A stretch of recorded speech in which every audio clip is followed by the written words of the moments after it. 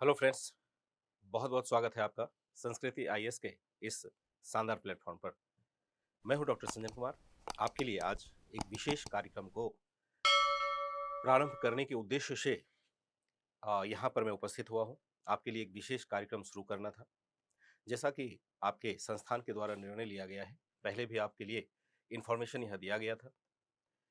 बिहार लोक सेवा आयोग की जो परीक्षाएं हो रही है, लगातार हो रही हैं, उनके लिए एक उचित दिशा निर्देश आपको दिया जा सके, यह प्रयास उनके द्वारा किया जा रहा है।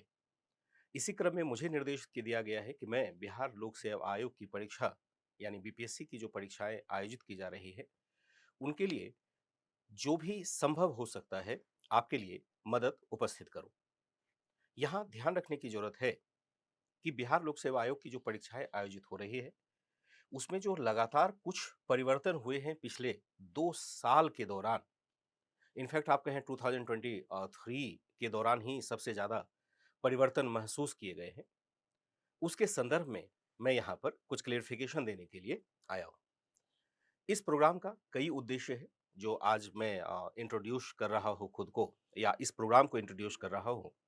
इसके कई उद्देश्य हैं जिसको कि मैं बारी बारी से आपके सामने डिफाइन करने की कोशिश करूंगा। जैसा कि थंबनेल में लिखा हुआ है कि जो बीपीएससी में हाल के दिनों में बदलाव हुए हैं, उसके बारे में थोड़ी परिचर्चा कर ली जाए। बहुत सारे बच्चे एग्जाम दे रहे हैं, लेकिन जो परिवर्तन आए हैं और वो परिवर्तन कितने गंभीर हैं, इसके बारे में बहुत अवेयर नहीं है। चूंकि मैंने लगातार बीपीएससी के बच्चों को भी गाइड किया है, तो वहां मैंने देखा कि बच्चे प्रारंभिक परीक्षा तो कुछ बच्चे क्वालिफाई कर जाते थे 68 से पहले। ध्यान रखिएगा मेरी बात को। मैं कहना चाह रहा हूं 68 से पहले लगातार बच्चे प्रारंभिक परीक्षा क्वालिफाई कर रहे थे, लेकिन 68 में जाकर के वह जर्नी भी उनकी रुकती हुई प्रतीत हो रही है। जबकि 68 से पहले जो बच्चे प्रारंभिक परीक्षा क्वालिफाई करते थे, उनको मुख्य परीक्षा क्वालिफाई करने में फिर दिक्कत होती थी और अंततः संघर्ष उनके बीच में ही रह जाता था, जिन्होंने या तो मुख्य परीक्षा की बहुत बेहतर तैयारी पहले से कर रखी है, या जिन्होंने 8-10 अटेम्प्ट, 5-6 अटेम्प्ट कम से कम दे दिए होंगे। अब यहाँ उन बच्चों के लिए गहरी निराशा वाली बात हो जाती थी कि क्या मैं फर्स्ट अटेम्प्ट में बीपीएससी को निकाल पाऊंगा या नहीं निकाल पाऊंगा। लेकिन आप परेशान मत होइए। आज मैं जो रणनीति आपके सामने स्पष्ट करने जा रहा हूं, उससे आप जटिलताओं को समझ पाएंगे। ध्यान रखिएगा कि जटिलताओं को समझना आपके लिए इसलिए आवश्यक होता है ताकि आप अपनी रणनीति खुद से बना सकें। यहां मैं स्पष्ट आपको कर देना चाहता हूं, कोचिंग की भूमिका एक मार्गदर्शक की होती है, जबकि आप उस मार्ग पर जब तक चलने के लिए तैयार होते हैं, तभी आपको निश्चित सफलता प्राप्त होती है। कोचिंग ने पढ़ा दिया इसलिए आप क्वालिफाई कर जाएंगे, यह कहना नामुमकिन है। कोचिंग ने मार्गदर्शन दे दिया और आपने उस मार्गदर्शन को ग्रहण किया और सही रास्ते पर अपने को रखा, तो आप जरूर सिलेक्शन पाते हैं। और जितने भी बच्चे सेलेक्ट हो रहे हैं, तकरीबन इसी कैटेगरी के हैं। मैं इस बात से बिल्कुल इत्तेफाक नहीं रखता, जो टॉपर्स होते हैं या कुछ सीनियर टीचर्स भी होते हैं, जो अपनी दिनचर्या आपके साथ शेयर करते हैं कि मैं काफी आराम से पढ़ता था, या कुछ कम समय में ही मैं अचीव कर लेता था, मैं जॉब करता था, उसके बाद पढ़ लेता था। सारी बातें उनकी सही है। उन्होंने अपने बेहतरीन अनुभव को आपके साथ साझा किया है, लेकिन आपको अपनी रणनीति हमेशा बनानी होगी। अदरवाइज क्या होगा, आप पिछड़ते चले जाएंगे और दूसरे की रणनीति से आप क्वालिफाई करेंगे, इस बात का तो भ्रम भी आप कभी नहीं पाले। तो आज के इस पूरे एपिसोड में जो मुख्य बातें होंगी, वो बातें होंगी कि हाल के दिनों में क्या बदलाव हुए हैं। दूसरी बातें होंगी जो बदलाव आए हैं वो कैसे बदलाव हैं, कुछ उदाहरण भी लेंगे। जैसे प्रीवियस ईयर के कुछ क्वेश्चंस लेंगे, खास करके 68 बीपीएससी का जो प्रारंभिक परीक्षा है और मुख्य परीक्षा है, दोनों के कुछ यहाँ पर क्वेश्चंस लेने की कोशिश करेंगे। समय बच जाता है तो मैं यह भी बताऊंगा कि संस्कृति आईएएस आपके लिए क्या करने जा रहा है। खास करके वह छात्र जो अभी तक बीपीएससी के एक मानक कोर्स से वंचित रहा था, उनके लिए क्या प्लान एक संरचित किया गया है आपके संस्थान के द्वारा। शुरुआत करते हैं और देखते हैं कि आपके लिए आज तीनों जो प्रोग्राम मैंने बताया कि क्या-क्या बदलाव हुए हैं। बहुत बढ़िया से समझिएगा, मैंने इसको क्या किया है कि अलग तरीके से डिफाइन किया है। वैसे तो हर जगह आपने पहले भी डिफिनेशन देखा होगा, लेकिन मैंने इसको बहुत ही सरल कर दिया है ताकि आपका आपके दिमाग में बिल्कुल सही बातें स्पष्ट हो सके और बिल्कुल आप को लगे कि अच्छा क्वालीफाई ऐसे भी किया जा सकता है। बहुत भारी रास्ता नहीं बताया है मैंने। आप जानते हैं कि रास्ते तो बहुत सारे होते हैं। द्वैतवाद, अद्वैतवाद कौन-कौन से रास्ते होते हैं। यहाँ मैंने उसको बहुत ही सरल करने की कोशिश की है। जो भी बच्चे जुड़े हुए हैं सबका बेहद स्वागत करता हूँ। सबका नाम ले पाने में मैं थोड़ा असमर्थ हूँ, जैसा कि मैं प्रायः हर क्लास में करता रहा हूँ। लेकिन आप मेरे साथ जुड़े हुए हैं इसके लिए मैं आपका शुक्रगुजार हूँ। अब जरा देखें कि बीपीएससी की परीक्षा में हाल के दिनों में जो आए हैं बदलाव है, उसकी परिचर्चा कैसे करें? जैसा कि मैंने आपको बताया कि पहली जो परिचर्चा हो सकती है, वह हो सकती है कि क्या बदलाव महसूस किए गए? क्या बदलाव आए हैं? मैंने ये आपको अभी बताया भी है, आए हैं। क्या बदलाव यहां पर आए हैं, जरा इसे हमें देखना हो। दूसरा है कि बदलाव कैसे है? बदलाव कैसे है? पॉजिटिव है, कैसे है?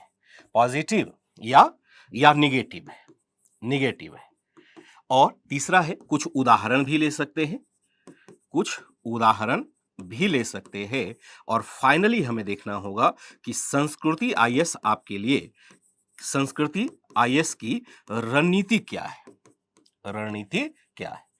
सबसे पहले यहां मैं लिख करके नहीं पढ़ाऊंगा क्योंकि बहुत लंबा फिर क्लास हो जाता है लिख करके पढ़ाने के बाद। तो मैंने इसके लिए पीडीएफ पहले से ही तैयार कर लिया है। केवल उन बदलावों को आप मेरे साथ महसूस कीजिएगा। जिन बच्चों ने पूरा सिलेबस भी नहीं पढ़ा होगा और आप बिना पढ़े या बिना समझे बिना उसकी प्रकृति को ग्रहण किए हुए आप एग्जाम में बैठ जाते हैं, उनके लिए बहुत फायदेमंद यह क्लास होगा। अभी भी आपके पास समय है, जो प्रारंभिक परीक्षा है, उसके लिए हम क्या विशेष रणनीति लाने वाले हैं, वह भी हम यहाँ पर देंगे। यहाँ पर मैं प्लस कर देता हूँ, जो 69th बीपीएससी के लिए जो रणनीति होनी है, के लिए रणनीति, इसकी भी चर्चा थोड़ी सी कर लेंगे क्योंकि 69th बीपीएससी के लिए विशेष सपोर्ट आपको दिया जाने वाला है, फ्री ऑफ कॉस्ट दिया जाने वाला है और यूट्यूब पर ही आपको दिया जाने वाला है।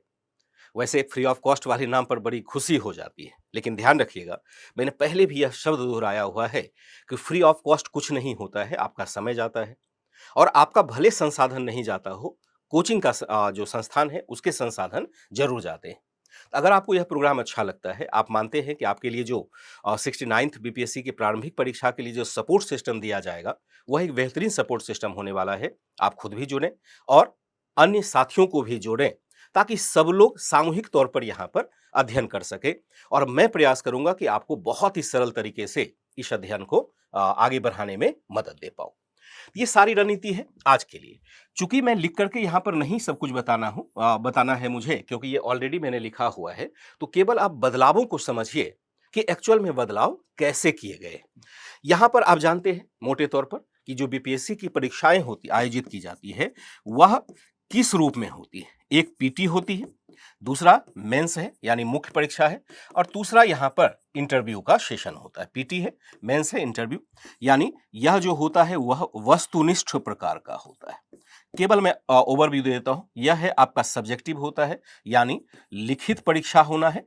लेकिन यहां अगर मैं केवल लिखित परीक्षा कहूंगा तो एक चीज मैं छुपा रहा हूंगा, क्योंकि इस बार बीपीएससी ने जो ऑप्शनल का पेपर है उसे यहां पर ऑब्जेक्टिव कर दिया है, इसलिए यहां पर इसको ऑब्जेक्टिव भी लिख सकते हैं। लिखित भी होता है और ऑब्जेक्टिव भी यहां कर सकते हैं और यह होता है मौखिक। इसमें आपको कुछ भी लिखना नहीं है, सिर्फ बोलना है। और बोलना क्या है, सब्जेक्ट के हिसाब से ही बोलना है। जो भी आपके व्यक्तित्व की कमियां होती है, अच्छाइयां होती है, उस पर यहाँ पर प्रकाश डाला जाता है और इसको मिला करके यहाँ पर आपका फाइनल रिजल्ट तैयार होता है। आशा करता हूं कि ये तो आप 100% समझ रहे होंगे। मैंने सिर्फ एक शुरुआत की है, तो एक बार मैंने इसको ब्रीफ कर दिया।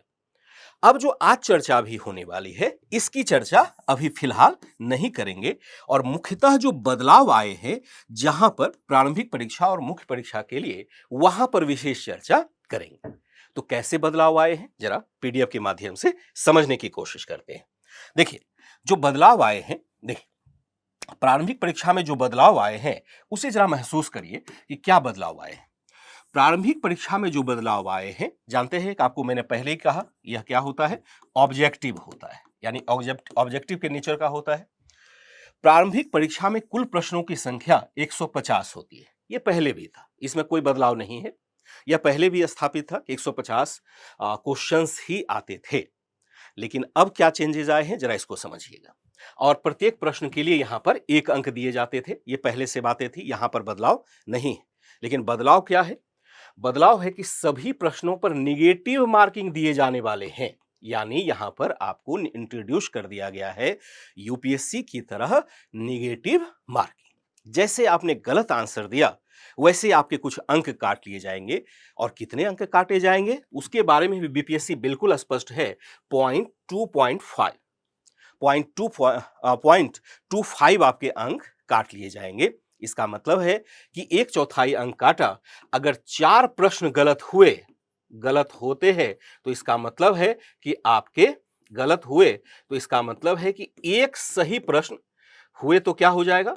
एक सही प्रश्न गलत हो जाएगा, प्रश्न भी गलत हो जाएगा।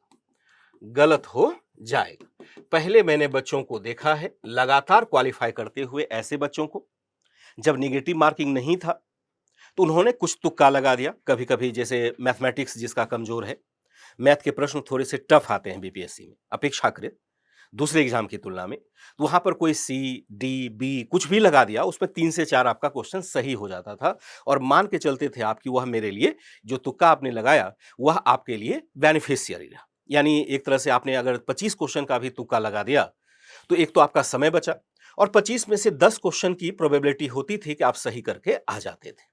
और इस मौके का फायदा बहुत सारे छात्रों ने उठाया था और प्रारंभिक परीक्षा क्वालिफाई करने में वो कामयाब भी रहे थे। लेकिन अब क्या हो जाएगा? जैसे ही आपने गलत अटेम्प्ट किया, यानी एक्यूरेसी रेट जैसे ही आपका 100% से कम हुआ, एक्यूरेसी रेट समझते हैं? जितना आपने अटेम्प्ट किया उतना ही आपका सही होना चाहिए। आपने गलत अटेम्प्ट कितना किया तो एक्यूरेसी रेट आपका यहां पर घटता चला जाएगा। जब तक आप 100% एक्यूरेसी रेट या कम से कम 95% एक्यूरेसी रेट पर नहीं आएंगे, तब तक आप फिर भी क्वालिफाई नहीं कर पाएंगे। इसलिए कहा गया कि सभी प्रश्नों पर निगेटिव मार्किंग होगा, जो कि 0.25% का होगा। यानी 4 प्रश्नों के गलत उत्तर देने पर 1 अंक कट जाएंगे आपके। बड़ा कठिन समस्या हो गई।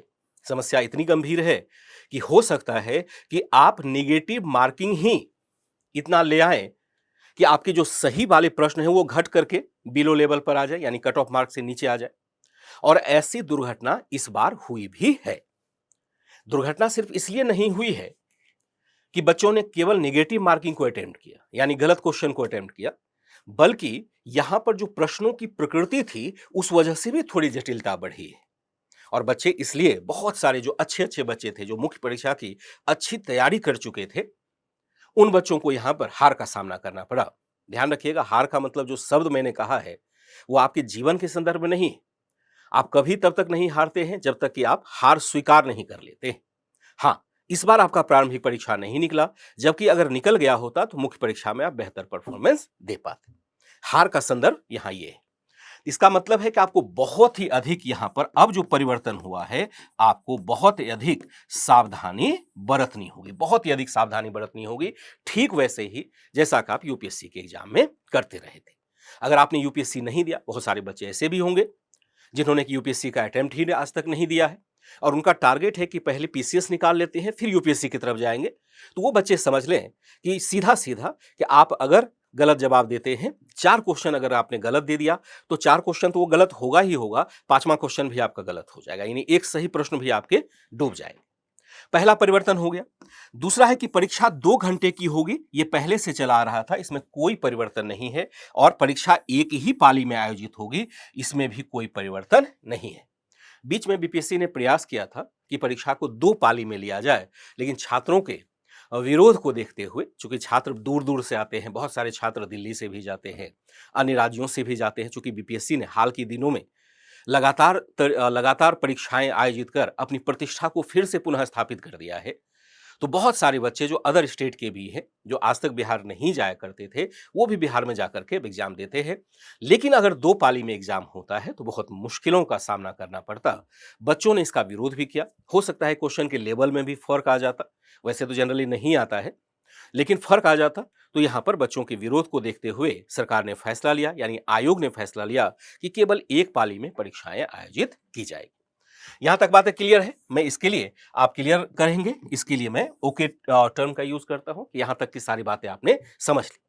ध्यान से समझेंगे क्योंकि और भी बातें गंभीर होती चली जाएंगी धीरे धीरे। बात कर रहे हैं प्रारंभिक परीक्षा में क्या बदलाव आया। ये मुख्य बदलाव जो आता है वह आता है आपका नेगेटिव मार्किंग को इंट्रोड्यूस करना।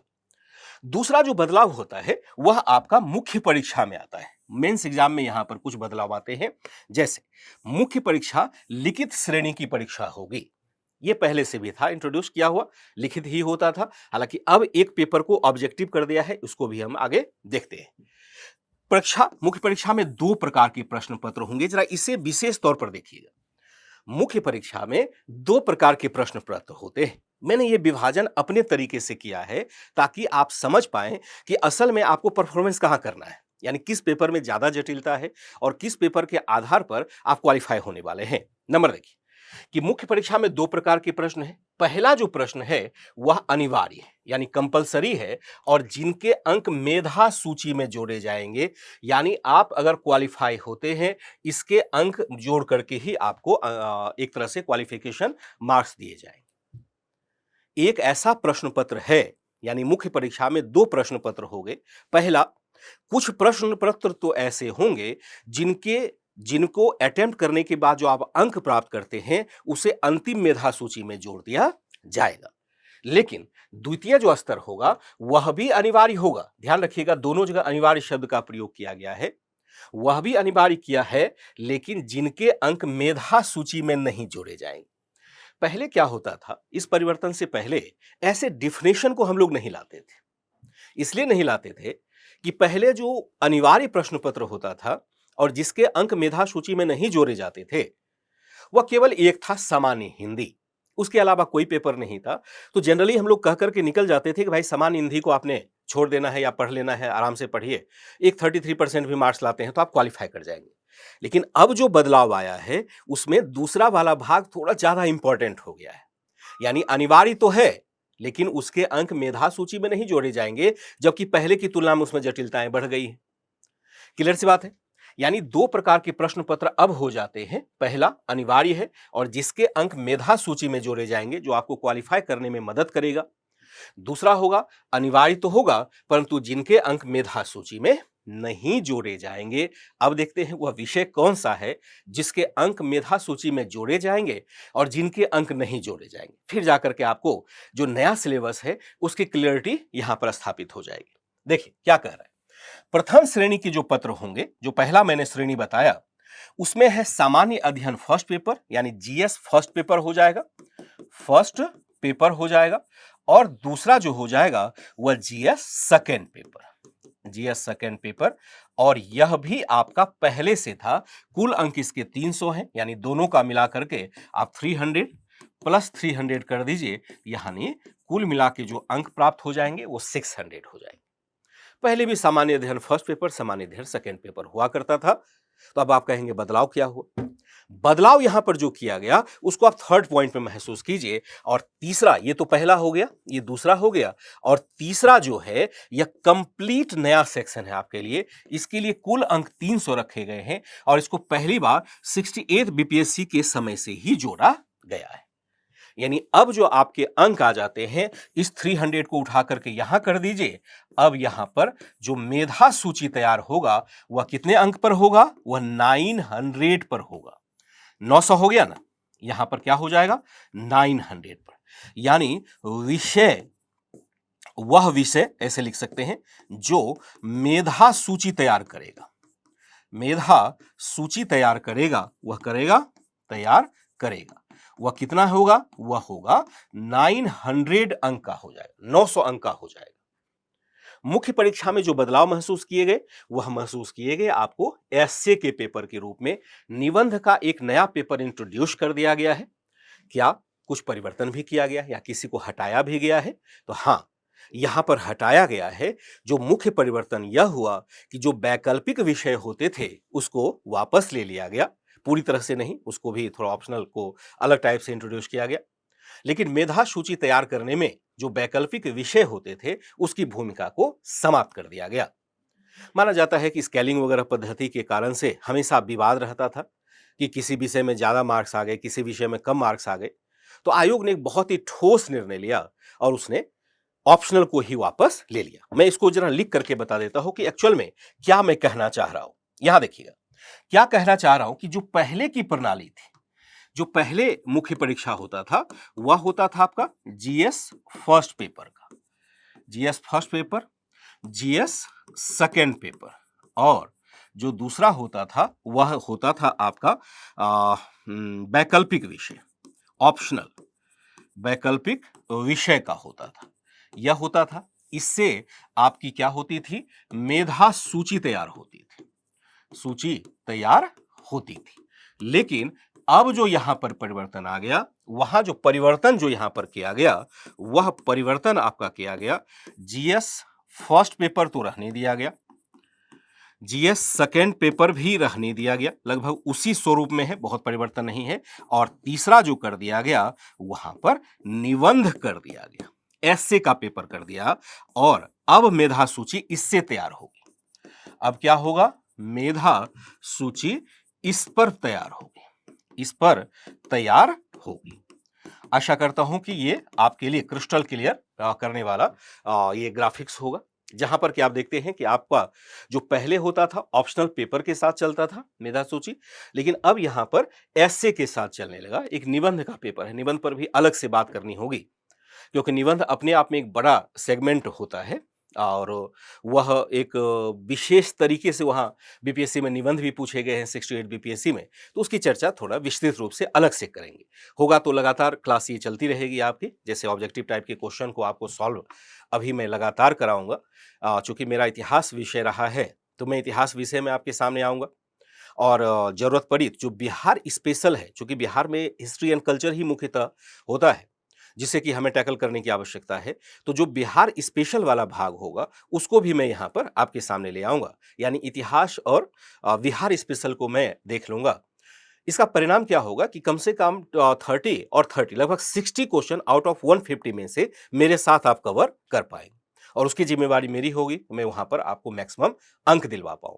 कैसे होगा वो रणनीति में अगले दिन डिस्कस करूंगा, जबकि मैं आपको बताऊंगा इतिहास के विषय के ऊपर पहले कि कैसे कैसे प्रश्न पूछे जाते हैं और उसकी हमें क्या रणनीति बनानी चाहिए, और जितने भी प्रश्न आए हुए हैं उसको भी साथ ही साथ सॉल्व करेंगे, और उन प्रश्नों को सॉल्व करने में क्या जटिलताएं आई हैं या बनी हुई है, क्या बच्चों को दिक्कत हुई वहां पर, वो भी आपकी भावना को साथ ही रखते चलेंगे।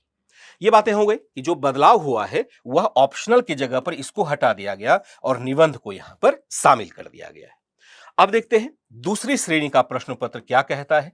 पहली श्रेणी का प्रश्न पत्र तो वह है जो मेधा सूची में आपको अंक देने वाला है।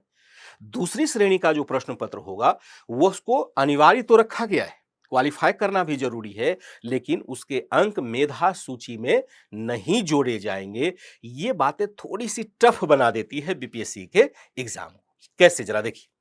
पहले क्या होता था कि केवल यहां पर सामान्य हिंदी होता था, जो बदलाव आए हैं वो नीचे आए। कुल अंक इसके 100 हैं। सामान्य हिंदी में 30% आपको नंबर लाना होगा, लेकिन मेधा सूची के निर्धारण में इसकी गणना नहीं की जाएगी।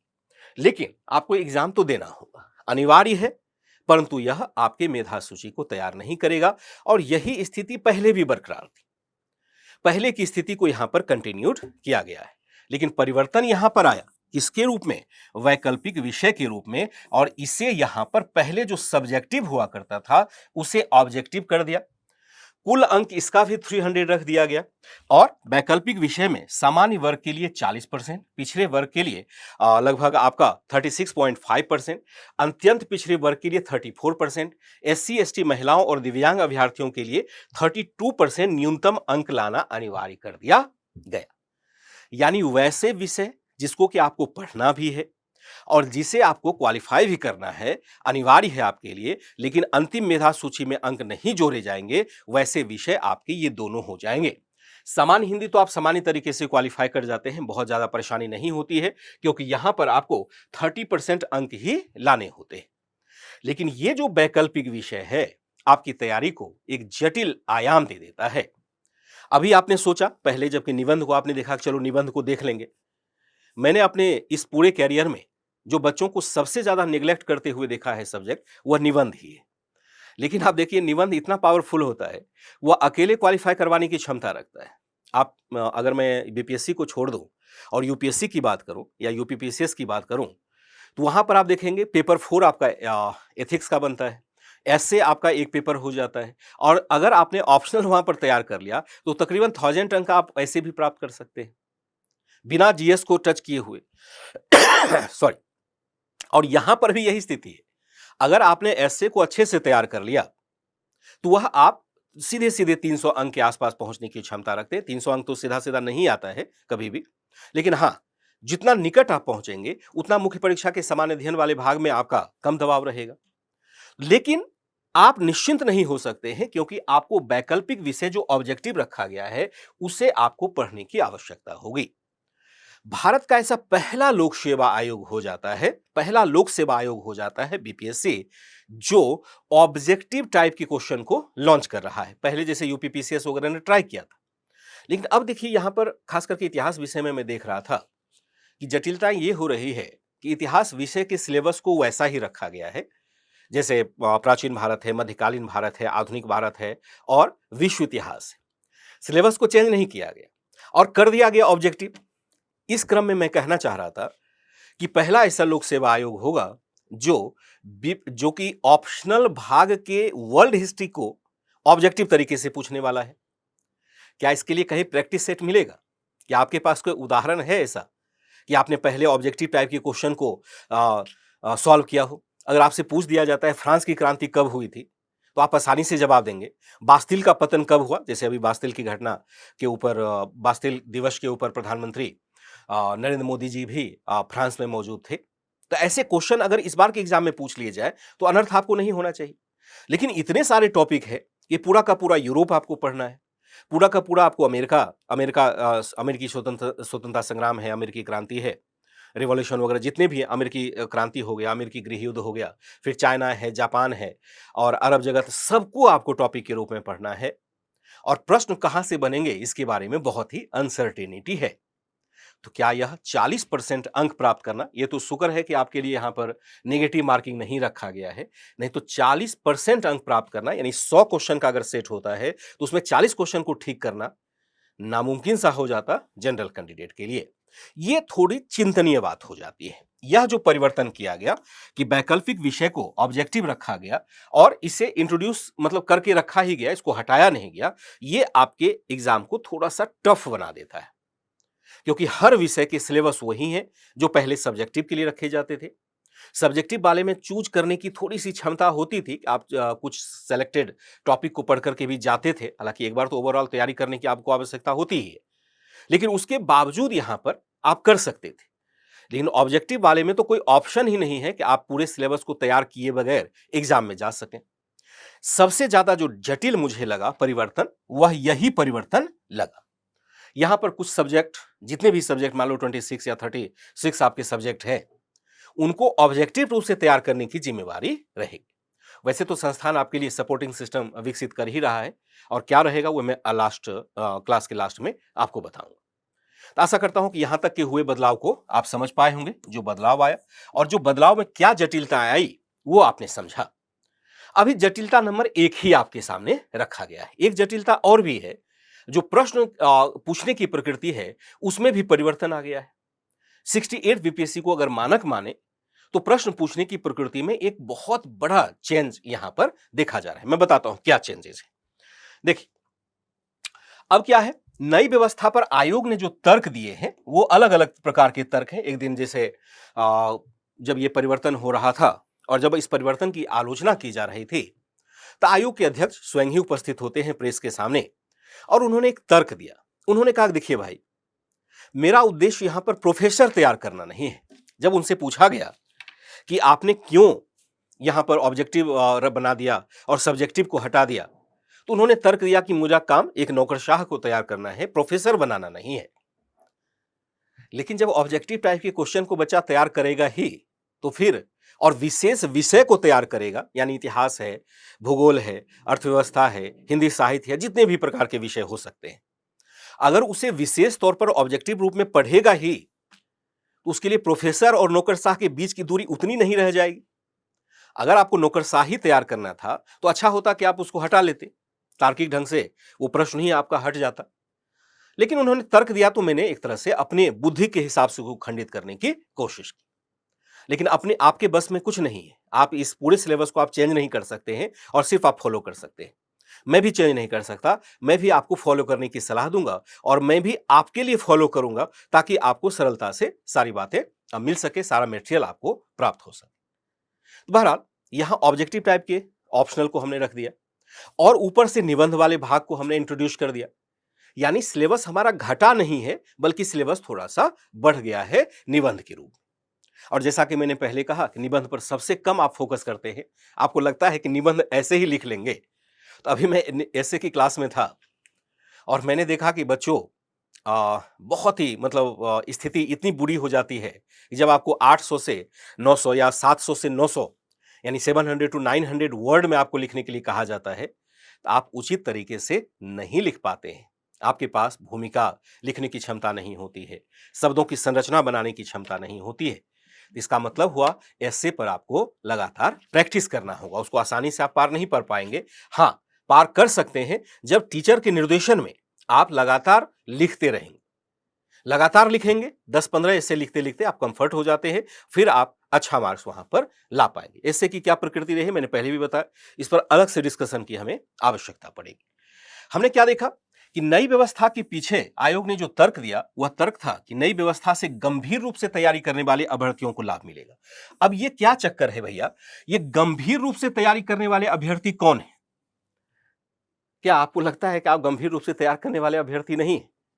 किसी बच्चे को लगता है कि गंभीर रूप से तैयार करने वाले अभ्यर्थी नहीं है?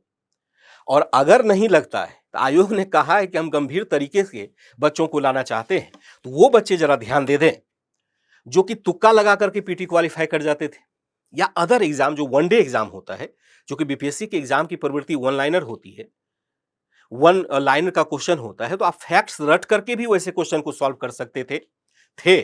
ध्यान रखिएगा, अब नहीं कर सकते हैं क्योंकि सिस्टम चेंज हो चुका है।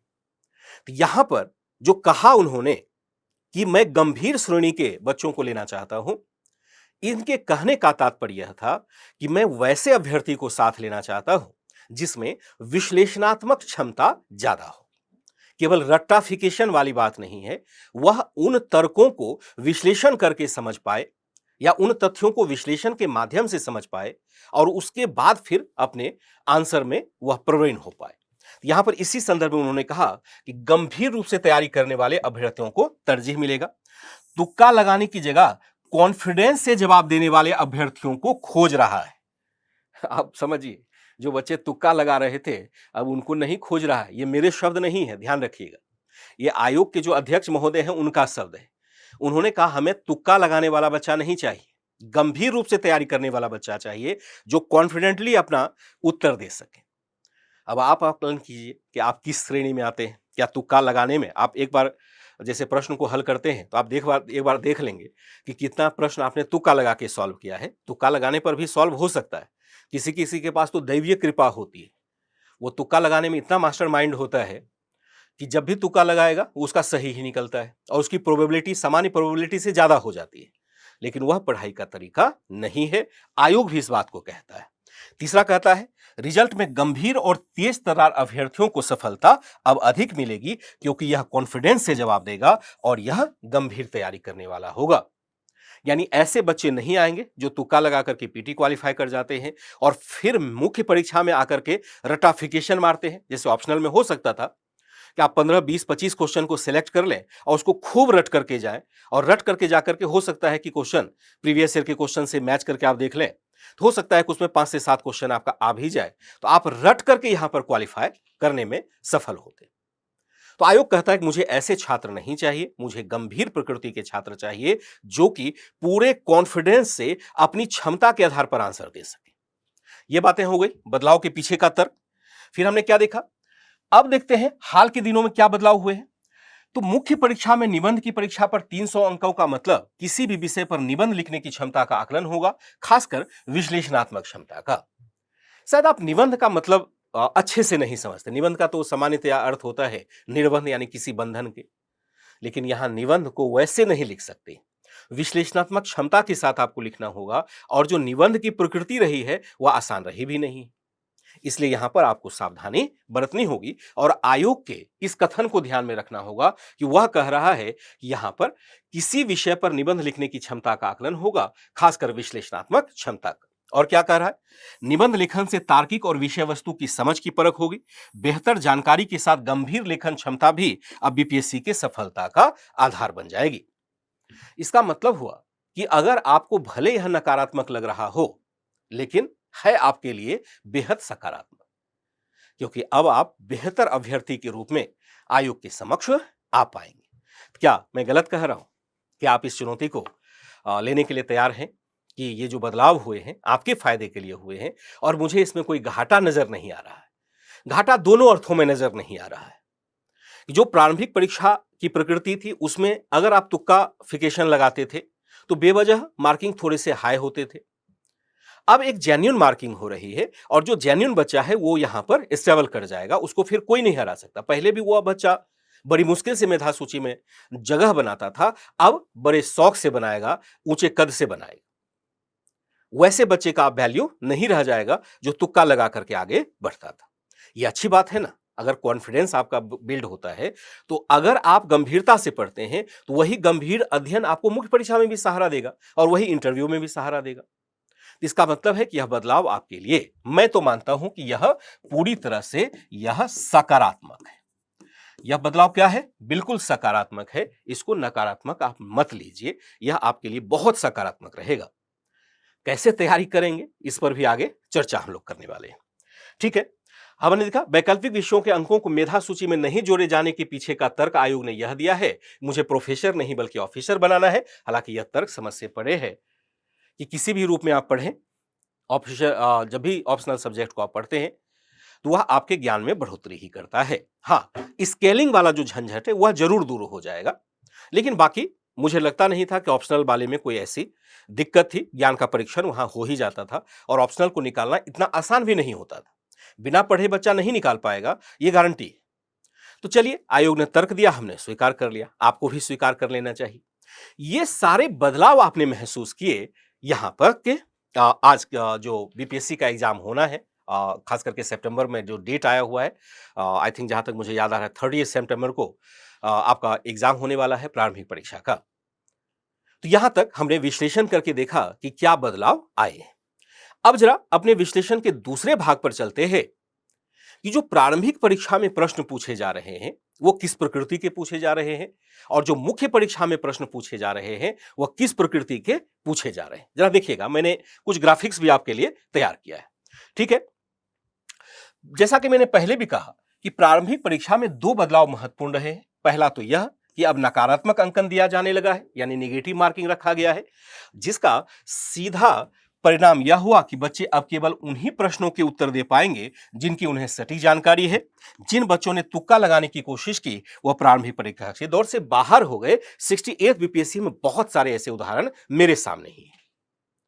हो सकता है कि वो बच्चे अगर क्लास को देख रहे होंगे जिन्होंने की प्रारंभिक परीक्षा के लिए मुझसे या मुख्य परीक्षा के लिए मुझसे पहले एक तरह से मेरे साथ गाइडलाइन प्राप्त किया है, तो उनको ये ज्यादा अच्छे तरीके से बातें समझ में आ रही होगी। हो सकता है कि मैं किसी का नाम नहीं ले रहा हूं, लेकिन आप अपने बारे में समझ सकते हैं अगर बच्चे वो लाइव क्लास में हैं तो। यहां पर आपके लिए ये बदलाव बहुत ही महत्वपूर्ण रहे हैं। तो जो विषयवार विवरण रहा है प्रारंभिक परीक्षा के प्रश्नों का, जरा वह देखते हैं किस प्रकार से रहा है। इसके लिए मैंने एक ग्राफ तैयार किया है। यह ग्राफ अभी आपको ध्यान से बहुत अधिक देखने की जरूरत नहीं है, क्योंकि यह पूरा का पूरा पीडीएफ में आपको हैंडओवर करने वाला हूं। सिर्फ मैं यह दिखाने वाला था आज की क्लास में जो ग्राफिक्स बनाए गए हैं उसके माध्यम से केवल आप यह अनुभव कीजिए कि जो प्रश्न पूछे जा रहे हैं वर्चुअली वो पूछे कहां से जा रहे हैं, अधिकतर प्रश्न कहां पूछे जा रहे हैं, और इसका कंक्लूजन मैं आपको साथ में लिख दूंगा कि क्या क्या आपको विशेष तौर पर तैयार करने की जरूरत है। यही मैं आपको यह भी स्पष्ट कर देना चाहता हूं कि यह जो क्लास प्रारंभ की गई है वह YouTube पर चलती रहेगी अभी, जब तक कि आपकी प्रारंभिक परीक्षा की समाप्ति नहीं हो जाती है। यहां पर हर विषय के शिक्षक आएंगे और अपने सब्जेक्ट के बारे में थोड़ा सा परिचय देते हुए कि प्रश्न जो पूछे जा रहे हैं उसमें क्या जटिलताएं हैं और उस जटिलताओं को आप कैसे पार कर सकते हैं, इसके लिए आपके लिए लगातार क्लास चलती रहेगी। शुरुआत मुझे हिस्ट्री से करना होगा, तो इतिहास और बिहार स्पेशल वाला भाग मैं ही आपको कवर कर दूंगा, लेकिन अन्य विषय के जो सब्जेक्ट है जैसे इकोनॉमी है, पॉलिटी है, ज्योग्राफी है, इन्वायरमेंट है, साइंस है, कुछ हद तक टेक्नोलॉजी की भी प्रश्न आ जाते हैं या करंट अफेयर्स के प्रश्न आ जाते हैं, उनके भी शिक्षक अलग-अलग समय पर आकर के आपको गाइड करते रहेंगे और यह प्रोग्राम 30 सितंबर से ठीक संध्या तक चलती रहेगी। यहां पर जो सबसे अधिक प्रश्न पूछा जा रहा है वह लगातार आप देखेंगे, यहां पर देखिए आधुनिक भारत ही नहीं है बल्कि आधुनिक भारत, प्राचीन भारत और मध्यकालीन भारत। ये 68 बीपीएससी का है, 21, 4 और 4 यानी 29 प्रश्न यहां पर अकेले इतिहास वाले भाग से पूछे जा रहे हैं।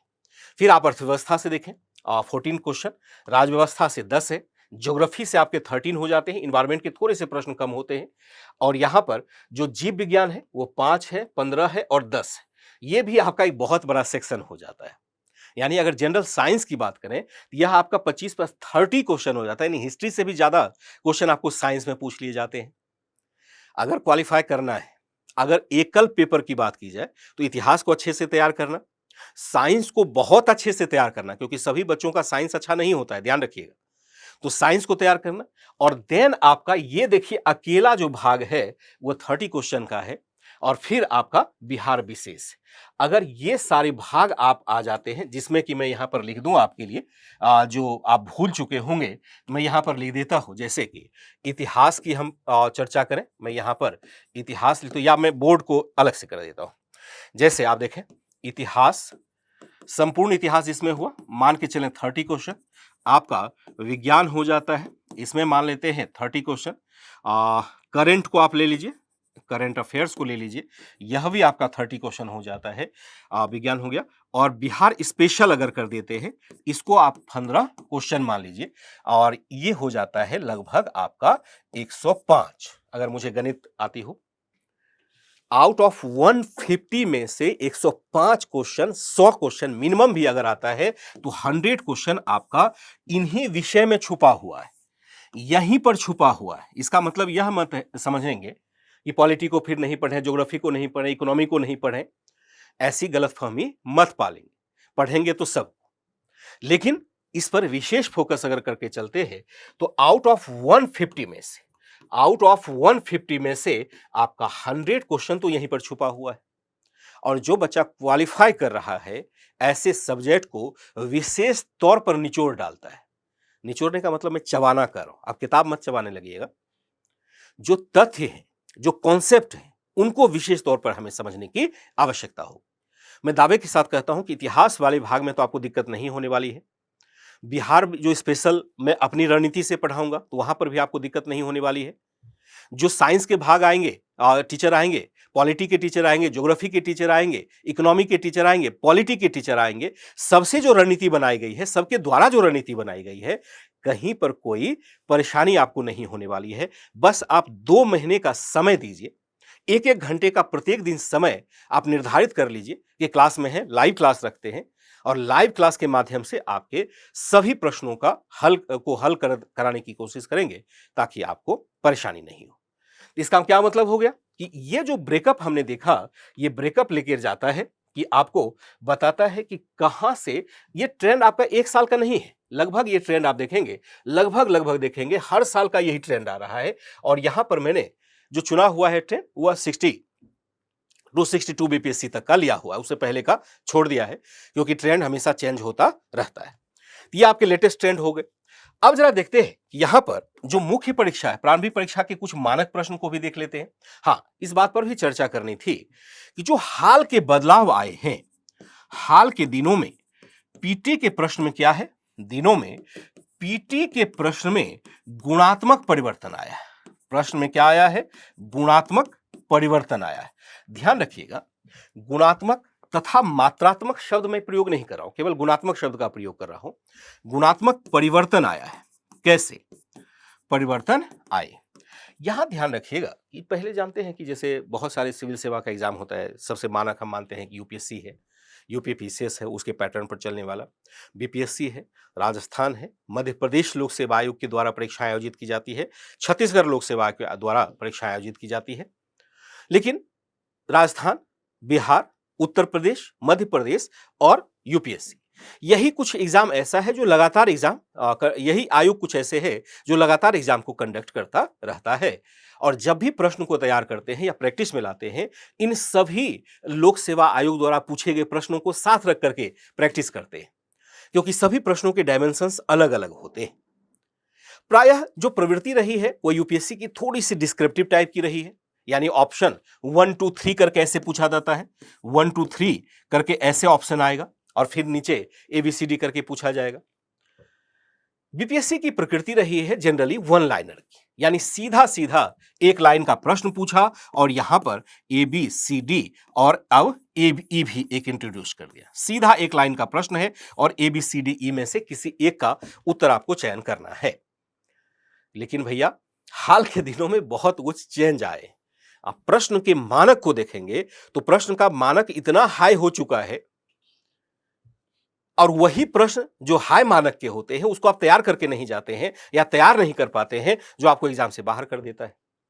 आज मैंने कुछ प्रश्न को लिया हुआ है और चूंकि मुझे इतिहास को देखना है तो इतिहास वाले भाग से ही लिया है, ताकि मैं और भी बेटर तरीके से आपको समझा पाऊं। जब दूसरे विषय के शिक्षक आएंगे तो उनके द्वारा कुछ मानक प्रश्न आपके लिए रखे जाएंगे, जिनको कि एक मानक के रूप में रखा जाए कि अगर इस स्टैंडर्ड को फॉलो करते हैं फिर नीचे के हर क्वेश्चन आपसे सॉल्व होते चले जाएंगे। मैंने तकरीबन 7-8 क्वेश्चन आपके लिए रखे हुए, केवल मैं उसकी एक झलक दिखाऊंगा, क्योंकि आपका ये प्रीवियस ईयर का क्वेश्चन तो अगले दिन से फ्री प्रैक्टिस सेशन के रूप में आने ही वाला है। केवल मैं उसकी झलक आपको दिखाता हूं, आंसर भी साथ में लगा दिया गया है, क्योंकि ये पीडीएफ आपके पास जाएगा तो आप उस पीडीएफ को देख पाएंगे। देखिए, जो मानक प्रश्न हो सकते हैं, जिसको मानक मान करके आपको बीपीएससी की तैयारी करनी चाहिए, वो प्रश्न कौन कौन से हो सकते हैं, खास करके इतिहास विषय में। देखिए, पहला प्रश्न हो सकता है जो पूछा गया है आपका कि निम्न में से कौन से सामाजिक सुधार विलियम बेंटिक ने प्रारंभ किए थे। लॉर्ड विलियम बेंटिक जो भारत के गवर्नर जनरल थे, भारत के भी गवर्नर जनरल कह सकते हैं, क्योंकि यही गवर्नर जनरल ऐसा था जो कि जिसे कि संपूर्ण भारत पर अधिकारिता दी गई थी पहली बार। तो लॉर्ड विलियम बेंटिक की बात हो रही है और उसके बारे में कहा जा रहा है कौन से सुधार प्रारंभ किए गए थे। सती प्रथा का उन्मूलन, दास प्रथा का उन्मूलन, धर्म परिवर्तन के कारण अयोग्यता के प्रावधान को हटाया जाना और ठगों के संगठित विरोध का दमन किया जाना, यानी ठगी प्रथा का अंत, सती प्रथा का अंत, कन्या शिशुवध जो होता था उस पर रोकथाम लगाना। ये सब बातें आपने पहले पढ़ी होगी। लेकिन जब यहां पर आप ऑप्शन के रूप में देखते हैं, जो यूपीएससी टाइप के ऑप्शन बन जाते हैं, तो आपके लिए बड़ा मुश्किल हो जाता है इसको चयन करना। मुश्किल केवल यही नहीं है, ध्यान रखिएगा, इसका तो आंसर आप निकाल लेंगे, लेकिन मुश्किल जो आती है एक जगह और आके खड़ी हो जाती है और यहां वो मुश्किल है, ध्यान रखेंगे, यहां पर यो मुश्किल है जिसमें कहता है उपरोक्त में से कोई नहीं और उपरोक्त में से एक से अधिक। अब ये बताइए कि यहां पर उपरोक्त में से एक से अधिक और केवल 1 2 3 4, केवल 1 3 4, केवल 1 and 2 एंड 1 2 4, ये चारों ऑप्शन जो है क्या वह उपरोक्त में से एक से अधिक को नहीं दिखाता है? मेरी बातों को समझिएगा ध्यान से, क्योंकि इस मानक को लेकर के बहुत सारे बच्चों ने अपनी गलती दोहराई हुई है। प्रश्न को उन्होंने समझा नहीं। अभी तक वन लाइनर क्वेश्चन आता था तो वहां पर वो उपरोक्त में से एक से अधिक वाले ऑप्शन पर बड़े आसानी से शिफ्ट कर जाते थे, लेकिन यहां तो विकल्प हर कोई उपरोक्त में से एक से अधिक वाला है। तो आप क्या करेंगे, यहां पर ए बी सी डी में से किसी को चयन करेंगे या आप ई वाले भाग में से चयन करेंगे जहां की कहा जा रहा है उपरोक्त में से एक से अधिक। समस्या है ना?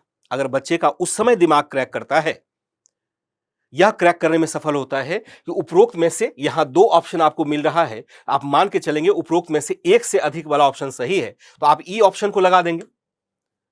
लेकिन यहां पर आप गलती कर रहे होंगे। यहां आपको ध्यान रखना चाहिए, जो नया पैटर्न है, इस टाइप के अगर क्वेश्चन को आप यहां पर डायरेक्ट आंसर के रूप में कहीं पाते हैं तो आपको हमेशा डायरेक्ट आंसर को ही लगाना चाहिए, यद्यपि उस आंसर का भाव उपरोक्त में से एक से अधिक का भी क्यों ना निकलता हो। समझिएगा बात को। अगर इनमें से कोई डायरेक्ट आंसर मिल रहा है, जैसे सती प्रथा का उन्मूलन है, दास प्रथा का उन्मूलन नहीं होगा, क्योंकि आगे चल करके हुआ है। धर्म परिवर्तन के कारण अयोग्यता के प्रावधान को हटाना और ठगों के संगठित विरोध का दमन करना, यानी 134 भी अगर कहीं है तो आपका आंसर निकल करके यहां अगर आ रहा है तो इसका मतलब है ई भी यही कह रहा है, भाव दोनों का एक है, लेकिन आपको जाना पड़ेगा इस आंसर के साथ। आशा करता हूं कि मेरी बातों को आपने समझा होगा, क्योंकि यहां पर आपके प्रश्न गलती होंगे, लगभग 4-5 प्रश्न आप गलत करके आ जाएंगे। इस बात पर जरा गौर करिएगा। और ये जटिलताएं अब जाकर के स्थापित हुई है, पहले ये जटिलताएं नहीं हुआ करती थी। फिर देखते हैं, आंसर बी हो गया। देखिए दूसरा क्वेश्चन फिर इसी टाइप का है जो आपको कंफ्यूज करेगा। क्या है, यहां तो और भी ज्यादा है कि उपरोक्त में से कोई नहीं, उपयुक्त में से एक से अधिक वाला भाग है। क्या कर रहा है, निम्नलिखित कथनों में से कौन सा कथन सत्य है। लईक अली निजाम के एग्जीक्यूटिव काउंसिल के प्रेसिडेंट थे। प्रेसिडेंट का मतलब उसमें आप पीएम भी कह सकते हैं, प्रेसिडेंट का मतलब राष्ट्रपति नहीं होगा, उसमें प्रेसिडेंट का मतलब पीएम ही होता था राज्यों के संदर्भ में। हैदराबाद के खिलाफ ऑपरेशन पोलो 48 घंटे तक चला था। कश्मीर राज्य ने इंस्ट्रूमेंट ऑफ एक्सेशन ऑफ 15/8/1947 के दिन हस्ताक्षर किए थे। शाहनवाज भुट्टो जूनागढ़ स्टेट के आखिरी दीवान थे। शाहनवाज भुट्टो कौन है, जुल्फिकार बली भुट्टो से रिलेटेड है। और के.एम. मुंशी को भारत सरकार ने हैदराबाद में अपने एजेंट के रूप में नियुक्त किया था। कौन सा सही होगा, अगर इसमें से कोई भी एक से ज्यादा सही है तो ई वाला विकल्प आप लगा सकते हैं, लेकिन अगर सीधा सीधा कोई आंसर मिल रहा है तो आपको यहीं पर जाना चाहिए। जैसे लईक अली निजाम के एग्जीक्यूटिव काउंसिल के प्रेसिडेंट थे, जो तत्कालीन प्राइम मिनिस्टर के समान का अधिकारी हुआ करता था, बिल्कुल सही है। पोलो 5 दिन तक चला था, 48 घंटे में समाप्त नहीं हुआ था। कश्मीर राज्य ने इंस्ट्रूमेंट फॉर एक्सेशन 15 को नहीं किया था, बल्कि बाद में किया था, अक्टूबर लास्ट में किया था। शाहनवाज भुट्टो बिल्कुल थे, और के.एम. मुंशी यहां पर हैदराबाद में अपने एजेंट के रूप में नियुक्त किया था, यानी 1345 हो जाएगा। लईक अली ठीक है, 134 यहां पर हो जाएगा। 13 नहीं आ रहा है ना, एक मुझे लगता है कि इसमें ये होना चाहिए 1 4 और 5, ये फिर हाँ ये तो गलत है ना, ये तो मैंने पहले ही गलत किया था। एक हो गया, 4 हो गया, 5 हो गया, यानी आंसर इसका एक निकल करके आएगा। लेकिन अगर ऑप्शन देखते हैं तो ऑप्शन आपको ई भी सही नजर आएगा। तो ऐसे प्रश्नों को मैंने एक मानक प्रश्न माना है, और माना है कि अगर इन प्रश्नों को आप सही तरीके से हल करने के लिए सीख जाते हैं, इसका मतलब आपको फिर कठिनाई नहीं होगी। ऐसे ही और प्रश्न आपके यहां पर आए हुए हैं, लगभग 7-8 क्वेश्चन और भी हैं, देख लेंगे। कैबिनेट मिशन निम्नलिखित में से किसके लिए भेजा गया था, लगभग सेम टाइप का क्वेश्चन आपको पूछा गया है। एक राष्ट्रीय सरकार की स्थापना के लिए, सत्ता के हस्तांतरण के लिए, एक संवैधानिक व्यवस्था तैयार करने के लिए, पाकिस्तान के लिए जिन्ना की मांग के ब्यौरों पर काम करने के लिए, केवल 3, केवल 1, केवल 2, उपरोक्त में से कोई नहीं, और उपरोक्त में से एक से अधिक। जो अभी एग्जाम हुआ है, जो लेटेस्ट एग्जाम हुआ है, उसमें फिर विकल्पों में एक परिवर्तन किया गया। जो कि पहले विकल्प एक जैसा होता था, उपरोक्त में से एक से अधिक और उपरोक्त में से कोई नहीं, ये एक ही विकल्प में होता था। अब इसे भाग में विभाजित कर दिया, 2 भागों में विभाजित करके 2 कर दिया गया। यहां पर उपरोक्त में से एक से अधिक और उपरोक्त में से कोई नहीं। अब आप आसानी से कह सकते हैं एक राष्ट्रीय सरकार की स्थापना के लिए तो कोई प्रोविजन नहीं था, वह तो संविधान सभा के गठित करने के लिए आया था। यह आपका सही हो सकता है, सत्ता के हस्तांतरण के लिए, एक संवैधानिक व्यवस्था तैयार करने के लिए, और पाकिस्तान के लिए जिन्ना की मांग को तो सिरे से अस्वीकार कर दिया था, यानी केवल एक है यहां पर, केवल बी हो जाए। इसका विकल्प तो फिर भी सही है कि केवल एक कह रहा है और एक से अधिक नहीं बताया जा रहा है, इसको तो फिर भी आप बना लेंगे, लेकिन एक शार्प नॉलेज की हमें आवश्यकता पड़ेगी ही पड़ेगी। और देखते हैं, सी हो गया। नेक्स्ट देखते हैं, दिल्ली सल्तनत के दौरान, हाँ इसको मैं 2 क्वेश्चन यहां पर और डिफाइन करना चाहूंगा। दिल्ली सल्तनत के दौरान मुकद्दम या चौधरी पद का इस्तेमाल किन के लिए किया गया था। यह भी थोड़ा क्वेश्चन कठिन माना जाएगा, खास करके उन बच्चों के लिए जिनका इतिहास विषय से लगाव नहीं रहा है, या इतिहास विषय पर वो अपनी पकड़ नहीं रखते।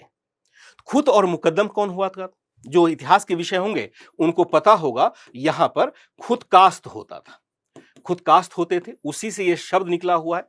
खुद यानी खुद शब्द जिसको आप यूज करते हैं ना स्वयं के लिए, यानी वह जिसके पास अपनी भूमि होती थी, अपनी भूमि होती थी, भूमि होती थी कृषि कार्य के लिए होती हो, उसे हम खुद कहते थे। और जिसके पास अपनी भूमि होती था, भूमि हुआ करता था, वह क्या होता था, गांव का एक तरह से प्रधान भी हो जाता था।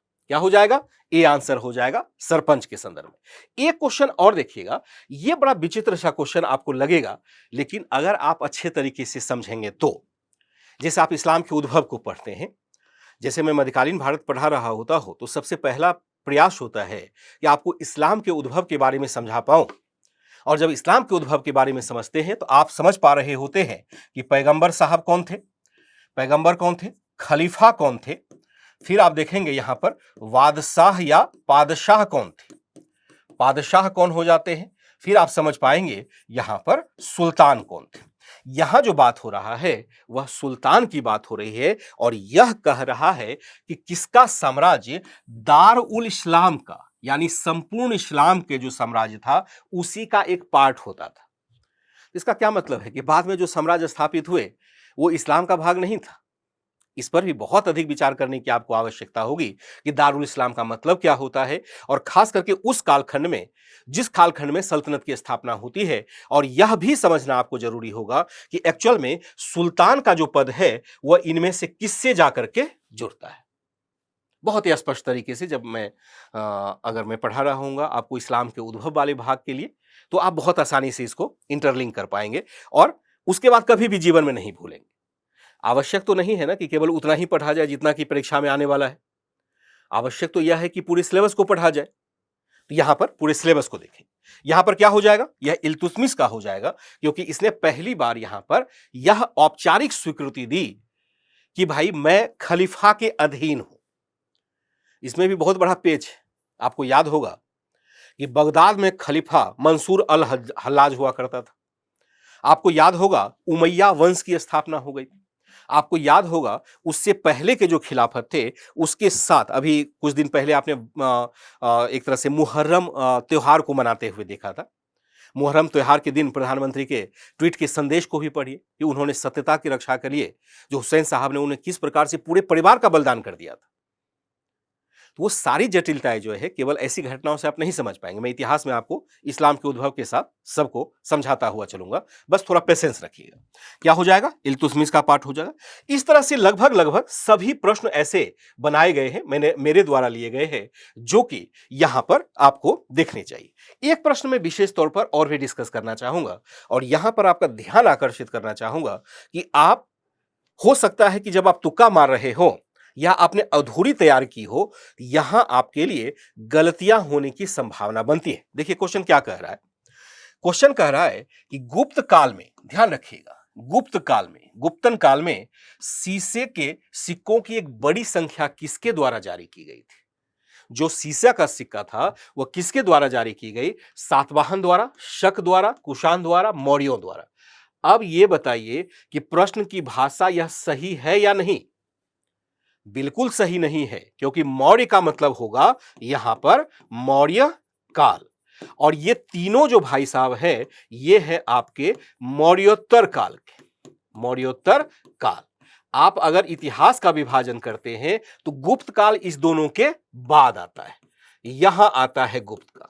यानी अगर प्रश्न की भाषा कहा जाए तो यह गलत हो जाएगा, क्योंकि जिस शासक की, अगर मानते हैं कि आप सातवाहनों ने किया था, ये एक्चुअल में मौर्योत्तर काल का पार्ट था, गुप्त काल का तो पार्ट था ही नहीं। तो यहां गुप्त काल के संदर्भ में पूछा गया है, तो बहुत सारे बच्चे चले आएंगे कहां पर, उपरोक्त में से कोई नहीं पर आ जाएंगे। आएंगे या नहीं। जिन बच्चों ने अधूरी तैयारी की है और अंदाज नहीं है, एकदम सर्टेन इंफॉर्मेशन उसके पास नहीं है, तो वो कहां निकल जाएगा, ई की तरफ चला जाएगा। उसको लगेगा अरे यार ये गुप्त काल में तो कोई है ही नहीं, ये तो मौर्य काल के हैं, ये तीनों मौर्योत्तर काल के हैं, फिर गुप्त काल का कौन होगा। ऑप्शन भी यहां पर पड़ा है, उपरोक्त में से कोई नहीं, ये भी आप जा सकते हैं। क्वेश्चन आपका गलत हो जाएगा।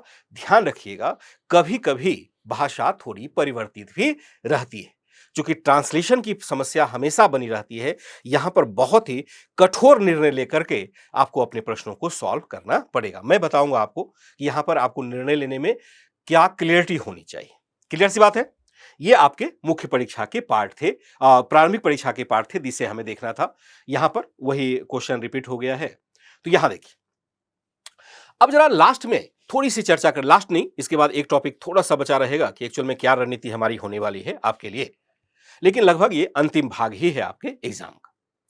अब जो बात हुई है कि मुख्य परीक्षा में हाल के दिनों में जो बदलाव आए हैं उसको हम कैसे समझ सकते हैं, क्या जटिलताएं आई। यहां पर सबसे ज्यादा सबसे अधिक जो जटिलता मैं महसूस कर रहा हूं वह इसी भाग में महसूस कर रहा हूं। इसलिए नहीं कि जो परिवर्तन मैंने बताया वो परिवर्तन आए हैं, ये बहुत मैटर नहीं करता है। परिवर्तन तो हमेशा, मान लो संसार का नियम है, परिवर्तन होता रहेगा, सिलेबस परिवर्तित होता रहेगा। लेकिन जिन बच्चों ने पहले से मुख्य परीक्षा की तैयारी कर रखी है, उन्हें भी विषय वस्तु के हिसाब से बहुत ज्यादा दिक्कतें नहीं आने वाली है। दिक्कत आने वाली है प्रश्न का जो दायरा बढ़ गया है उसके हिसाब से। पहले क्या होता था? पहले होता था कि मैं पहले लिख देता हूं, पहले होता था 38 मार्क्स के यहां पर कुछ क्वेश्चन आते थे और ये 8 क्वेश्चन यहां पर पूछ दिए जाते थे। 8 क्वेश्चन यहां पर पूछ दिए जाते थे, इक्वल लगभग मार्क्स होता था। हालांकि 38 मार्क्स नहीं होगा, जो लास्ट 2 क्वेश्चन होता था वो 36 ईच होता था, यानी 36 मार्क्स के 2 क्वेश्चन होते थे और बाकी जो होते थे 5 क्वेश्चन होते थे 38 मार्क्स के, 6 क्वेश्चन 38 मार्क्स के होते थे और 2 क्वेश्चन जो होते थे वो 36 मार्क्स के होते थे। लगभग आपका 300 मार्क्स बन जाता था। लेकिन अब हो गया चेंज क्या हो गया? अब एक ही प्रश्न के साथ बहुत सारे प्रश्नों को इंट्रोड्यूस कर दिया गया। अगर मैं पूरा प्रश्न तो नहीं लिख पाऊंगा, वैसे मैंने आपके लिए कुछ प्रश्नों को टाइप करने की भी कोशिश की थी, उसको भी मैं लास्ट में दिखा दूंगा कि क्या परिवर्तन आ रहा है। लेकिन एक मैं ग्राफ बना रहा हूं कि पहले की जो प्रणाली होगी और बाद की जो प्रणाली होगी इसमें क्या अंतर है। ग्राफ देखिएगा तो आपको जटिलता समझ आएगी। जो पहले की प्रणाली है, जो पहला होगा, पहले की जो पद्धति थी उसमें क्या परिवर्तन था? पहले होता था क्वेश्चन नंबर 1, जैसे ऐसे सेक्शन क्या हो जाएगा? 1 हो जाएगा, इसमें 1, 2 एंड 3 होता था। फिर हम देखते हैं सेक्शन यहां पर क्या हो जाएगा? सेकंड हो जाएगा और यहां पर 1, 2, 3 होता था और थर्ड सेक्शन को यहां पर देखेंगे 1 एंड 2 होता था। ऐसे क्वेश्चन 3 क्वेश्चन यहां से लिखने हैं, 3 क्वेश्चन यहां से लिखने हैं, 2 क्वेश्चन यहां लिखने हैं, 6, 8 होगा। लेकिन अब जो चेंज हुआ है उसको जरा देखेंगे कि क्या चेंज हुआ है। जो परिवर्तन होता है वह होता है सेक्शन फर्स्ट को यहां देखेंगे तो यहां पर आपको आ जाएगा क्वेश्चन नंबर 1 को देखेंगे तो आप ए हो जाएगा, बी हो जाएगा, सी, डी और ई हो जाएगा। अब देख रहे हैं यहां पर जो मार्क्स आवंटित किए जाएंगे 8, 8, 8, 7 और 7, कुल मिलाकर के ये अंक 38 ही बनते हैं। लेकिन जहां अभी आपको एक क्वेश्चन लिखने होते थे वहां पर बढ़कर के आपको 5 क्वेश्चन लिखने पड़ रहे हैं। यहां कोई और नहीं है। अब देखिए क्वेश्चन नंबर 2 यहां पर पूछ दिया गया। क्वेश्चन नंबर 2 में यहां पर ए कर दिया और यहां पर बीच में और करके यहां पर बी कर दिया गया। ये भी 38 मार्क्स का कर दिया और ये भी 38 मार्क्स का कर दिया। क्वेश्चन नंबर 3 जो कर दिया वह जो कर दिया ए 38 मार्क्स और बी, और यह भी 38 मार्क्स का हुआ। लेकिन हर क्वेश्चन के बीच में आपको और को इंट्रोड्यूस कर दिया गया, यानी क्वेश्चन आपको वही लिखने हैं लेकिन उसके संख्या को बढ़ा दिया गया। थोड़ा आपके लिए आसान हो जाता है। अगर अथवा वाला भाग आ जाता है और वाला कि आप ये लिख सकते हैं या वो लिख सकते हैं तो आपके लिए एक विकल्प खुल जाता है। अगर पहले क्वेश्चन में आप बेहतर नहीं कर पा रहे हैं तो सेकंड क्वेश्चन को आप अटेम्प्ट कर सकते हैं। लेकिन आपके लिए नंबर ऑफ क्वेश्चंस इतने रहेंगे, question number 1, question number 2 and question number 3। इसके ए बी भाग हो सकते हैं, इसके ए बी भाग हो सकते हैं, लेकिन ए बी के बीच में आपको और सेक्शन को इंट्रोड्यूस कर दिया गया। इसी तरह से सेक्शन अगर आप 2 को देखें, सेक्शन सेकंड को देखें तो आपको यह इसी तरह से नजर आएगा। क्वेश्चन नंबर 1 को आप देखेंगे, क्वेश्चन नंबर 4 यहां आ जाएगा। क्वेश्चन नंबर 4 में आपको ए होगा, बी होगा, सी होगा, डी होगा और ई होगा। क्वेश्चन नंबर 2 में आपको हो जाएगा ए और बी हो जाएगा। क्वेश्चन नंबर 3 में जो आपका हो जाएगा वह हो जाएगा आपका ए और बी। देख रहे हैं, इसका मतलब हुआ कि अब प्रश्न पूछने का दायरा बहुत अधिक बढ़ता चला जाएगा। कम से कम आपके पास जो प्रश्न अब आ रहे हैं लगभग 6 to 8 क्वेश्चन ऐसे आ रहे हैं जो पहले नहीं पूछे जाते थे। यानी अब आयोग जो प्रश्न सेट करेगा उसके प्रश्न पूछने का दायरा बहुत अधिक बढ़ जाएगा, पहले की तुलना में जस्ट डबल हो जाएगा। तो आपके लिए एक चुनौती हो जाएगी। पहले जो आप सिलेक्टेड तैयार करके जाते थे वह अब आप नहीं कर पाएंगे। अब आपको क्या करना होगा? अपनी रणनीति चेंज करनी होगी, संपूर्णता में पढ़ना होगा।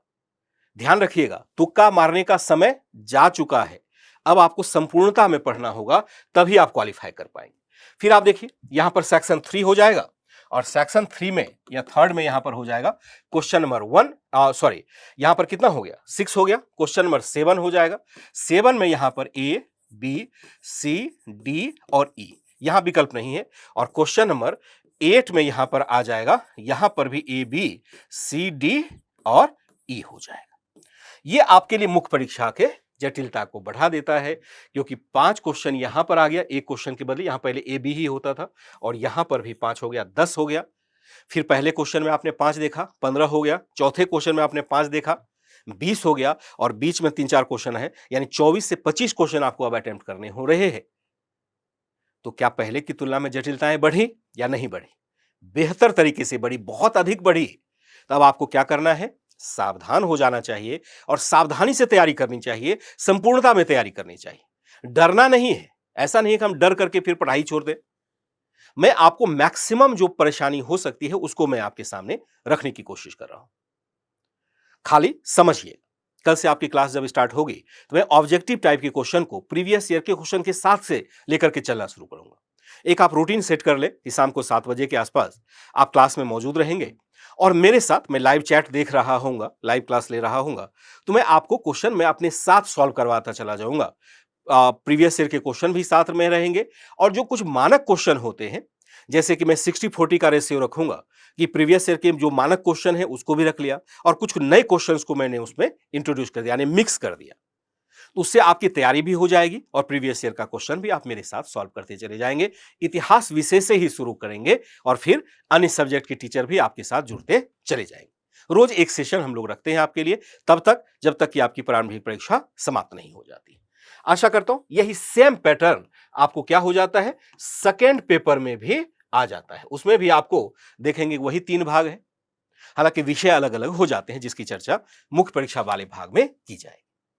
निबंध वाले के लिए अलग से मैं विशेष रूप से कार्यक्रम रखने वाला हूं, ध्यान है आपको, क्योंकि निबंध वाले को इतनी आसानी से छोटे छोटे पैमाने, मतलब छोटे तरीके से समझाना मुझे लगता है उचित नहीं होगा, क्योंकि निबंध की जो जटिलताएं हैं उसे अच्छे से समझना होगा। और मैं मानता हूं कि बहुत ही मजेदार तरीके से उसको हल किया जा सकता है और मैक्सिमम मार्क्स भी आपके लिए लाए जा सकते हैं। ये सारी रणनीति ये थी जो 68 बीपीएससी है उसमें जो परिवर्तन किए गए हैं। वो परिवर्तन कैसे थे, जो प्रश्न मैंने अभी लिख करके आपको बताए, तो वो प्रश्न यहां पर इस प्रकार से पूछे गए। जैसे आपने देखा A B C D E, यही प्रश्न 68 बीपीएससी में पूछा गया है। भारत सरकार अधिनियम 1858, बिरसा मुंडा आंदोलन, इंडिगो या नील आंदोलन, पटना कलम चित्रकला, प्राचीन काल में पूर्वी भारत में गुफाओं का विकास, यानी गुफाओं का विकास। जनरली ये जो बातें हो रही है वह मौर्य काल में जो गुफा, बराबर की गुफा है, नागार्जुन पहाड़ी की गुफा है, सुदामा गुफा है, लोमहर ऋषि की गुफा है, उसके बारे में चर्चा यहां पर करनी है। कठिन नहीं है, लेकिन प्रश्न जो पूछा गया है उसका दायरा बहुत ही अधिक विस्तृत हो गया है। परंपरागत क्वेश्चन अगर देखा जाए तो केवल आपके ये आते थे और ये क्वेश्चन आते थे, लेकिन अब नील आंदोलन के बारे में आपको पढ़ना है, पहले पूछा गया है। भारत सरकार का अधिनियम 1858 आप पढ़ते थे, काम चलाऊ ढंग से पढ़ते थे, गंभीरता से सभी अधिनियम को देखेंगे। और प्राचीन काल में जो पूर्वी भारत में गुफाओं का विकास है, इसका मतलब है कि कल्चर को आपको बहुत अच्छे से तैयार करना पड़ेगा। और इसलिए भी मैं कह रहा हूं क्योंकि जो सेकंड क्वेश्चन पूछा है वह अपनी प्रवृत्ति से अलग होकर के पूछा है। यहां देखिए, इसमें नहीं, बल्कि यहां पर देखिए, कल्चर वाला जो था, यह प्रश्न चौंकाने वाला है। खास करके बीपीएससी में यह प्रश्न नहीं पूछे जाते थे। प्राचीन काल में उत्तर भारत में हुए मंदिरों के विकास का विश्लेषण करिए, यानी मंदिर स्थापत्य कला। लेकिन आप यह मत समझिएगा यह नागर शैली, द्रविड़ शैली और बेसर शैली की बात हो रही है, कंफ्यूज कर जाएंगे। यहां पर पूछ रहा है उत्तर भारत में हुए, जो नॉर्दर्न इंडिया में है वहां जो मंदिर स्थापत्य कला का विकास हुआ है, केवल उसकी चर्चा आपको करनी है। शब्दों के जाल में फंसने से खुद को बचाएंगे और यह बचाने की प्रवृत्ति हम लोग खुद विकसित करेंगे, लगातार प्रैक्टिस करते हुए चलेंगे। जैसा कि मैंने कहा कि आपके लिए जो अभी प्रैक्टिस का सेशन है, खास करके बीपीएससी के स्टूडेंट के लिए, वह तो मैं हाल में लॉन्च कर रहा हूं। 30 सितंबर तक यह लगातार आपकी क्लास चलती रहेगी। 1 घंटे का समय निकालेंगे। इन द बिटवीन प्रयास एक और होगा कि जो सेकेंड पार्ट होता है फर्स्ट पेपर का, जिसको कि इंडिया एंड वर्ल्ड के रूप में आप देखते हैं, वहां पर मैं जरूर प्रयास करूंगा कि सुबह 6 बजे, एक बहुत सारे बच्चे इस बात की डिमांड कर रहे थे और रुका हुआ भी था, आप लोगों से मैंने वादा भी किया था कि जो आर्टिकल वेस्ट होते हैं, चाहे इंडियन एक्सप्रेस हो, हिंदू हो, और वहां जो विशेष लेख आते हैं, ध्यान रखिएगा, जो विशेष लेख लिखने वाले लेखक होते हैं वो बड़े विद्वान होते हैं, अपने मामले के बड़े जानकार होते हैं। उनकी किताबों को पढ़ करके आप यूपीएससी की तैयारी करते हैं, लेकिन जो विचार अभी व्यक्त किए जा रहे हैं आर्टिकल के माध्यम से, उनको किताबों में आते आते 2 साल का समय लग जाता है, तब तक आपका अटेम्प्ट ही खत्म। मैं अपने उस कार्यक्रम के माध्यम से प्रयास करता हूं कि आपको बहुत बेहतर तरीके से आर्टिकल की भाषा को समझाऊं, आर्टिकल के मर्म को समझाऊं, और एक मुख्य परीक्षा के आंसर को लिखने की आपसे अपेक्षा भी रखूं, फ्री ऑफ कॉस्ट। इसके लिए कोई आपको फी देने की आवश्यकता नहीं होगी, और ये मेरा आपके लिए प्रति समर्पण होगा। मैं इसके लिए विशेष प्रयास करूंगा। जनरली कॉपी चेक करना बहुत ही मुश्किल काम होता है, लेकिन मैं डिजिटली आपके कॉपी को चेक करके खुद ही भेज दिया करूंगा, ताकि आपको आर्टिकल वाले भाग में मास्टरी हासिल हो सके। और आर्टिकल वाले भाग से अगर आपने 50 से 60 आर्टिकल भी तैयार कर लिया, तो मुख्य परीक्षा में आपको फिर विषय की चुनने की समस्या समाप्त हो जाएगी। ध्यान रखिएगा, जल्दी ही, मुझे लगता है कि अगले सप्ताह तक मैं इसको इंट्रोड्यूस कर दूंगा। ठीक है, यहां पर देखेंगे समाज तथा संस्कृति पर रविन्द्रनाथ टैगोर के विचारों का वर्णन करें। यह तो खैर परंपरागत क्वेश्चन है, इस पर बहुत ज्यादा कुछ कहना नहीं है, लेकिन यह क्वेश्चन क्या है, आउट ऑफ द वे जाकर के पूछा है। बीपीएससी में आज तक ऐसे प्रश्न नहीं पूछे गए थे, तो आपको क्या रहना है, तैयार रहना है। ठीक है, यह सारी रणनीति मैंने आपके लिए लगाई हुई थी। अब जो थर्ड और अंतिम पार्ट है वह यह है कि क्या संस्कृति आईएएस आपके लिए कुछ करने जा रही है। तो यहां पर मैं आपको बहुत ही गौरवपूर्ण तरीके से हर्ष व्यक्त करते हुए सूचित करना चाहूंगा कि आपके लिए एक फाउंडेशन बैच शुरू कर रहे हैं। फाउंडेशन बैच बीपीएससी के लिए। अभी तक आप देखेंगे बीपीएससी के जो फाउंडेशन बैच होते हैं, उसका मतलब वह नहीं निकल पाता है, फाइनली छात्रों को निराशा ही हाथ लगती है। क्योंकि आप फाउंडेशन बैच में जब जाते हैं तो आप यह मान के चलते हैं कि अब मुझे आदि से अंत तक पढ़ा दिया जाएगा यहीं पर, और मुझे चाहे वो लिखने के संदर्भ में हो, चाहे पढ़ने के संदर्भ में हो, किसी थर्ड सोर्स की हमें जरूरत नहीं रह जाएगी। यहां पर आपकी जो अपेक्षाएं हैं फाउंडेशन कोर्स से, एक्चुअल में उन्हीं अपेक्षाओं के अनुरूप इसको शुरू करने का प्रयास किया जा रहा है। मैं भी हूं उसमें, मैं भी इस चीज को देखना चाहूंगा। आप जो बच्चे मुझे जान रहे हैं, आप जानते हैं कि मैं किस प्रवृत्ति के साथ काम करता हूं, खास करके बच्चों के साथ जो मेरा एक जुड़ाव रहा है, और जो बच्चों ने इस रूप में मुझे प्यार दिया है, सम्मान दिया है, उस सम्मान को बनाए रखते हुए मैं चाहूंगा कि आपके लिए एक सर्वश्रेष्ठ कोर्स लॉन्च किया जाए। सबसे इस कोर्स की बात होगी कि जो पीडीएफ है या जो भी है, वह तो आपके सामने है ही, जो पढ़ाई है वह तो बेस्ट आपके लिए टीचर रहेंगे ही, लेकिन मैं प्रयास करूंगा कि मैं व्यक्तिगत आपके साथ संपर्क में रहूं और सबसे बेहतर तरीके से आपकी मैं सेवा कर सकूं, आपको सजेस्ट कर सकूं। बस आप लोग कमर कस करके तैयार हो जाए, जिसको कहते हैं टेक ऑफ करने के लिए। लेकिन पहले जो प्रारंभिक परीक्षा की तैयारी होनी है, उसको आप गंभीरता से कर लीजिए मेरे साथ ही। कल से आपकी क्लास, कल या परसों से लगातार आपकी क्लास चलती रहेगी। आप नजर बनाए रखेंगे साइंस संस्कृति आईएएस के प्लेटफॉर्म पर, और वहां पर नोटिफिकेशन आपको समय से मिलता रहेगा। मैं आशा करता हूं कि मेरे द्वारा दी गई सूचना आप समझ पाए होंगे बेहतर तरीके से। आप मुझे बता भी सकते हैं, और मैं यह भी प्रयास करूंगा कि जो पीडीएफ मैंने आपके लिए तैयार किया है वह आपके लिए समर्पित कर दूं, यानी पीडीएफ आपके डिस्क्रिप्टिव बॉक्स में, या जहां पर भी आप पीडीएफ आप टेलीग्राम चैनल पर प्राप्त करते हैं, वहां इस पीडीएफ को आप प्राप्त कर सकें। चलिए, आज के लिए फिर मुझे इजाजत दीजिए। मैं कल से फिर से आपके लिए लगातार आता हूं, क्वेश्चन आंसर का सेशन लेकर के, जो ऑब्जेक्टिव टाइप का होगा।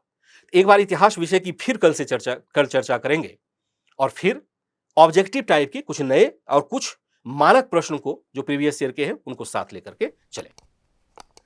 आज के लिए इजाजत दें। Bye and take care and good night.